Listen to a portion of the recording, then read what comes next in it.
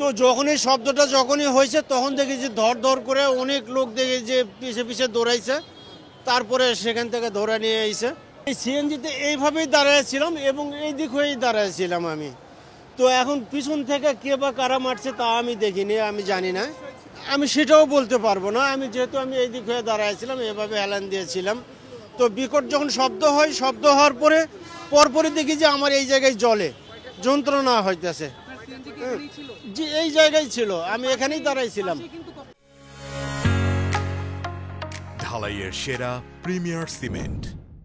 না, আমি কে বা কারা মারছে আমি তা দেখি না। আমি যেহেতু হেলান দিয়ে আমি এইদিকে, আমি প্যাসেঞ্জারের জন্য আমি এইদিকে চাইছিলাম যে কোন প্যাসেঞ্জার আসে বা বার হয়, আমি এইভাবেই দাঁড়াইছিলাম। আমি এইদিকে আমি কিছুই দেখি না, আমি এইদিক হয়ে দাঁড়াইছিলাম।